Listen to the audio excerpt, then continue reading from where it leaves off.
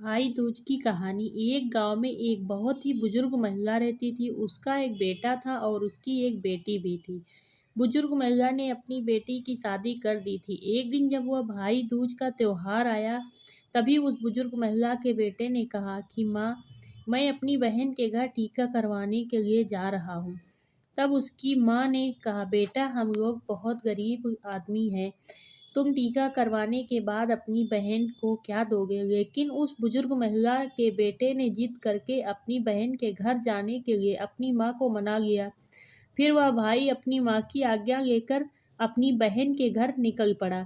जैसे ही वह थोड़ी दूर पहुंचा, तब उसको एक बहुत गहरी नदी मिली और वह उससे कहने लगी कि मैं तुम्हें अपने पानी में डुबोकर मार दूंगी, क्योंकि मैं तुम्हारा काल हूँ। इसके बाद वह भाई उस नदी से कहता है कि तुम मुझे थोड़ी देर की मोहलत दे दो, मैं अपनी बहन के घर टीका करवाने जा रहा हूँ। जब मैं वहाँ से वापस आऊँगा, तब तुम मुझे मार देना। जिसके बाद वह नदी उस भाई को आगे जाने के लिए रास्ता देती है और फिर भाई आगे की ओर चल देता है। थोड़ी दूर पहुंचने के बाद उसको एक शेर मिलता है जो कहता है, मैं तुम्हें खा जाऊंगा। इसके बाद वह भाई उस शेर से कहता है कि अभी नहीं, मैं अभी अपनी बहन के पास टीका करवाने जा रहा हूँ।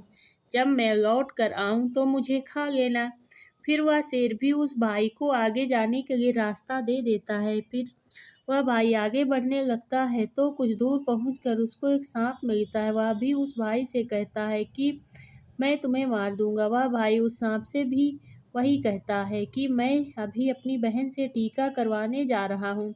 जब मैं लौट के आऊँगा तो खा लेना, तुम मुझे मार देना। वह भाई आगे की ओर चला जाता है और थोड़ी देर में भाई अपनी बहन के घर पहुंच जाता है। जब वह अपनी बहन के घर पहुंचता है तो घर के बाहर से आवाज लगाता है, लेकिन घर के अंदर उसकी बहन सूत काट रही होती है। सूत को काटते वक्त उसका धागा टूट जाता है और वह वहाँ के लोगों की यह मान्यता थी कि अगर सूत काटते वक्त धागा टूट जाए तो बाहर कोई भी बुला रहा हो और वह बिना आवाज करे और बिना किसी धागा को जोड़े चली जाए तो वह व्यक्ति मर जाएगा। वह बिना आवाज किए धागा जोड़ने लगती है, लेकिन जब भाई की आवाज लगाने पर भी उसकी बहन नहीं आती तो वह वहां से जाने लगता है। तभी उसकी बहन उस धागे को जोड़कर तुरंत अपने भाई के पास जाकर उसको रोकती है और उसको अपने घर ले जाती है। वह बहन अपनी पड़ोस में रहने वाली महिला के पास जाती है और उससे पूछती है कि भाई दूज के दिन क्या बनाया जाता है। तब वह महिला उसको बताती है कि तुम तेल से अपने चूल्हे को लेपो और घी में चावल पकाओ। वह बहन घर जाकर पड़ोसन के द्वारा बताई हुई चीजों को करने लगती है। तभी उसका भाई उससे कहता है कि बहन, मुझे जोरों से भूख लगी है, लेकिन उसकी बहन पड़ोस की महिला की बातों में आकर काम कर रही होती है। उसका भाई रसोई में जाकर देखता है तो अपनी बहन से कहता है, बहुत भोली हो, जिसके कारण तुमको वो लोग पागल बना देते हैं। तुमने कभी घी में चावल पकते हुए देखा है? और तेल से कभी चूल्हे को लेपा जाता है? तुम गोबर से चूल्हे को लेपो और पानी में चावल को पकाओ। वह बहन अपने भाई की बात मानकर वही करती है जैसा उसका भाई कहने के लिए बोलता है और वह खाना बनाकर अपने भाई को खिलाती है और थोड़ी देर बाद वह अपने भाई को टीका कर देती है। जब उसका भाई अगले दिन वापस अपने घर जाने के लिए कहता है तो उसकी बहन अपने भाई के लिए रास्ते में ले जाने के लिए कुछ लड्डू बना कर देती है कि रास्ते में अगर भूख लगे तो खा लेना, और उससे कुछ लड्डू अपने बच्चों के लिए भी बचा लेती है। जैसे ही उसका भाई चला जाता है तो उसकी बहन के बच्चे जब खाने के लिए जिद करने लगते हैं तो वह अपने भाई के लिए बनाए हुए कुछ लड्डू जो अपने बच्चों के लिए बचा लिए थे, वह अपने बच्चों को दे देती है और तभी उनके बच्चों की नज़र उस लड्डू में पड़ती है जो एकदम से नीले हो रहे होते हैं। जब वह रसोई में जाकर देखते हैं तो उनको पता चलता है कि उनकी माँ ने जो लड्डू बनाए हैं उनमें सांप मर चुका है और उसी से ही हमारी माँ ने लड्डू बनाए हैं। इसके बाद वह अपनी माँ को जाकर सारी बातें बताते हैं, जिसको देखकर बहन बहुत दुखी हो जाती है और तुरंत अपने भाई के पीछे भागती है। रास्ते में कुछ दूर चलने के बाद उसको उसका भाई मिल जाता है। तभी उसकी बहन उससे पूछती है कि भाई तूने लड्डू तो नहीं खाए? उसका भाई कहता है नहीं, और तभी अपने भाई को सारी बात बता देती है। लेकिन तभी उसका भाई कहता है कि तुमने मेरी जान आज तो बचा ली है, लेकिन तुम मेरी जान कब तक बचा पाओगी? और वह अपनी बहन को अपने साथ रास्ते में सभी घटनाओं के बारे में बता देता है। उसकी बहन अपने भाई को अकेले नहीं जाने देती है और उसके साथ खुद भी जाने के लिए कहती है। उसका भाई अपनी बहन को साथ आने के लिए मना कर देता है, क्योंकि उसकी बहन जिद करने लगती है और अपने भाई के साथ जाने लगती है। कुछ दूर चलने के बाद जब वह बहन को प्यास लगती है तो वह अपने भाई से कहती है कि मुझे पानी पीना है, बहुत जोरों से प्यास लगी है। उसका भाई कहता है कि यही पास में एक तालाब है, रुको मैं उस तालाब से तुम्हारे लिए जल लेकर आता हूँ। वह अपने भाई को तालाब के पास नहीं आने देती है और स्वयं भी अकेले तालाब के पास चली जाती है। जब वह तालाब के पास पहुंचती है तो उसको एक बुजुर्ग महिला मिलती है।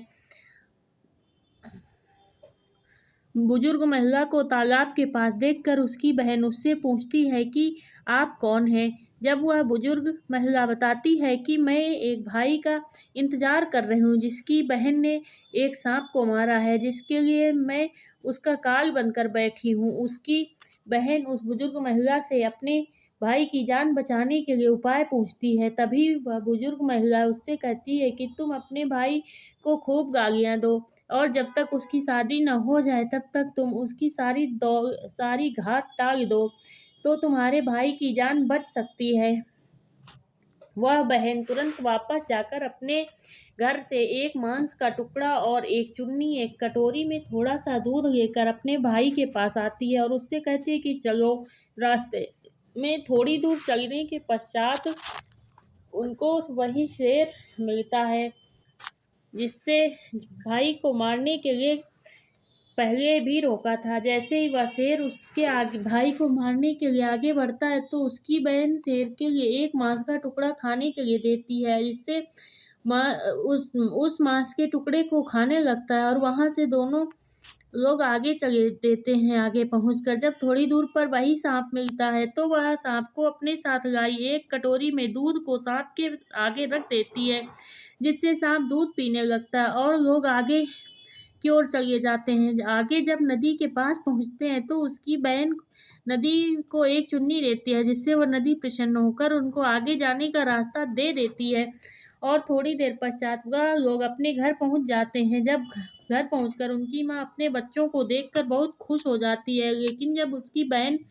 अपने भाई को गालियां देना शुरू कर देती है, यह देखकर माँ बेटे दोनों बहुत आश्चर्यचकित हो जाते हैं। और थोड़ी दिन गुजरने के बाद जब अपने बेटे का विवाह करने लगती है तो विवाह के लिए जब निकासी की बारी आती है तो उसकी बहन कहती है पहले मेरी निकासी करो और मेरे भाई को आगे के रास्ते से नहीं पीछे के रास्ते से लेकर जाओ। बहन के ऐसा बोलते ही आगे का दरवाजा टूट कर गिर जाता है, जिसको देखकर सभी लोग हैरान हो जाते हैं। और फिर जब फेरों की बारी आती है तब उसकी बहन कहती है कि पहले मेरे फेरे करो, मेरे भाई के फेरे बाद में। और ऐसा ही बोलते वहां पर आग लग जाती है।